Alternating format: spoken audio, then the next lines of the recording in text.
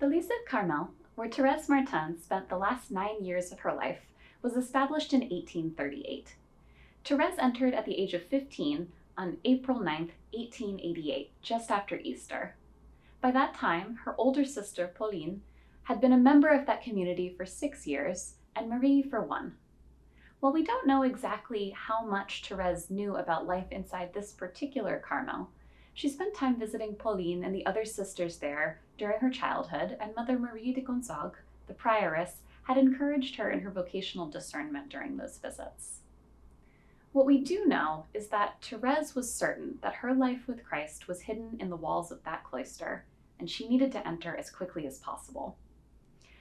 Thérèse recognized the clarity of her vocation as itself a gift, but this, of course, does not mean that entering into the life of the Lisieux Carmel was easy or a smooth transition. It doesn't mean that the community immediately knew what to do with their newest member.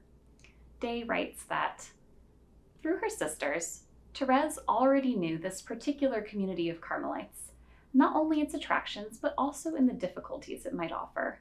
She knew, as we have seen, that she would be putting herself under a prioress whom others had found difficult, and who would play an important part, particularly in the first years of her adjustment to convent life. Day's background as a movement journalist, as well as more than 2 decades living in community at the Catholic Worker, gave her a strong appreciation for the impacts of social status on intergroup dynamics. While she never formally trained as a sociologist, Day was a keen observer of human behavior and relationships, and had years of experience living in diverse households where members do not necessarily share the unspoken assumptions and expectations of one given social or economic class.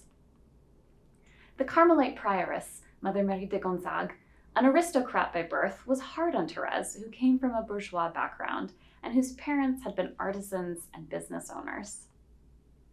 Other accounts of Thérèse's life in the convent state that she was persecuted and terrorized as a novice. Day states that although Mother Marie de Gonzague was unusually hard on her, Thérèse was not abused at Carmel.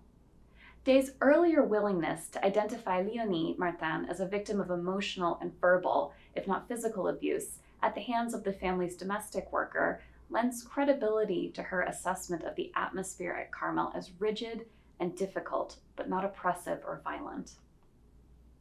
Day suggests that many of the criticisms leveled against the prioress may have been the normal complaints that people have for figures in authority roles, something Day herself was no doubt familiar with from her years as editor and de facto leader of the Catholic Worker newspaper and houses of hospitality.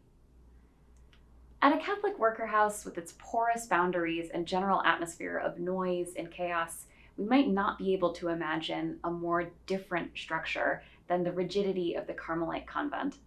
However, Day's experiences in the Catholic worker environment enabled her to reflect with great insight on the shared challenges of life as part of an intentional community.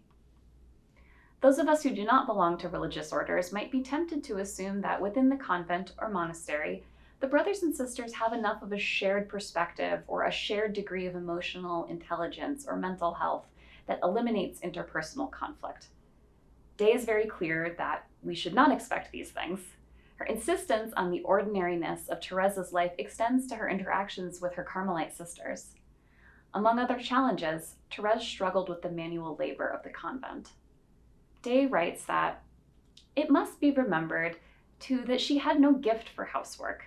Marie and then Céline had run the home. Thérèse was clumsy, even untidy about such things.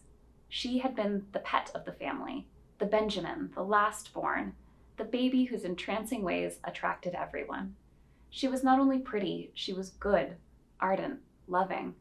She had been her father's constant companion, for there were other girls to clean, sew, dust, keep house, and of course always the servants to bear the brunt of things.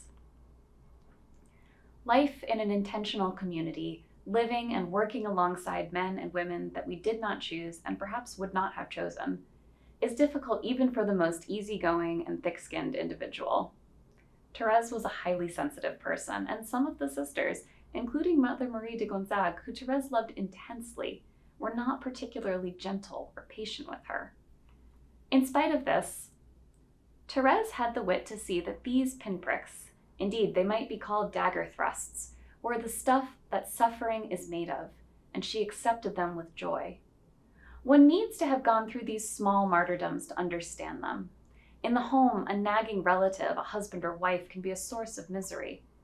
But Thérèse accepted it all as something of which she was in need. She knew she had to die in order to live, and that every wound meant a killing of the ego. Day writes about the difficulties of life with others from hard-won experience. Intentional community living, whether in a convent or a house of hospitality, is a rock tumbler, where our own rough edges grind up against those of our neighbors in the hope that in time we will all be polished smooth. Paradoxically, it's also within the crush of other people's need and the constant togetherness of community life that we can have the most painful experiences of loneliness. Thérèse, only 15 years old, had no anchor but Christ in her new life and experienced intense spiritual dryness and felt herself both separated from God and from any close human attachment. Day understood this. Even after years at the Catholic Worker and very little time to be truly alone, she still titled her autobiography, The Long Loneliness. In her first years at Carmel, the Martins endured one final family tragedy. Louis suffered a stroke not long after Thérèse entered the convent, and due to his disorientation and tendency to wander, his brother-in-law Isidore moved him into a mental hospital. Léonie and Céline, the only two sisters still living at home, moved to be close to the hospital and visited their father daily. Eventually, after suffering a second stroke which limited his mobility and prevented further escapes, Louis was able to move back home and was again able to visit in the convent parlor. But while he was hospitalized, his cloistered daughters could receive news of him only by letter. Of these difficult years, Day writes, "This long illness, this tragic grief, which only those can realize who have suffered it themselves, is treated by Thérèse in an extraordinary way." She writes, "My father's 3 years of martyrdom seem to me the most desirable and fruitful years we have ever had, and I would not exchange them for the most sublime ecstasies." Those same 3 years were also her first 3 years of co-suffering with Christ in Carmel.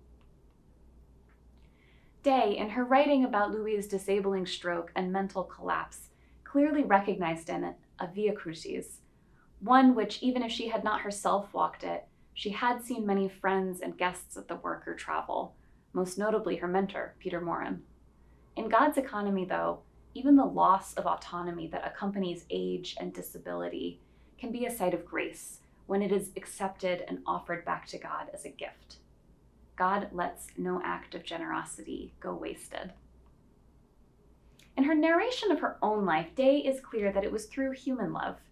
Her younger sister, and constant companion of childhood, the baby brother she raised through infancy, college friends, and especially her partner and child, Forster and Tamar, that she came to love God. Day sees Thérèse's early experiences in that same light. Sometimes it seems to me that nuns know more of sin in man than of the Christ in him, but it was not so with Thérèse. She knew the dangers of the world, and she knew what was in man, but always her faith in supernatural weapons was so great that she saw him as saved, Day writes. Hers was not the vision of sinners falling into hell like snowflakes, but of men at death seizing hold of a crucified Christ and embracing him. Love was the measure by which she wished to be judged, and she sang of a merciful Father, of a Father who loved his children to folly. But she knew, too, that to love is to suffer, and as a mother brings forth her children with anguish, she offered herself to the suffering that would result from her desire for souls. Who can doubt that God made her, the barren woman, to dwell in her house, the joyful mother of children? This scriptural allusion to the barren woman who becomes a mother by God's grace is, of course, the line that Day also chooses for her epilogue to The Long Loneliness. Human love, the love of a family, shows us the way to divine love. The only parent that Thérèse knew in adolescence and adulthood was her father, her mother having died so early. Thérèse instinctively knew God to be merciful, tender, and loving to his children because she had experienced Louis to be this way. She also knew that Louis had offered himself back to God as a victim soul, and that God would richly reward his generosity of spirit.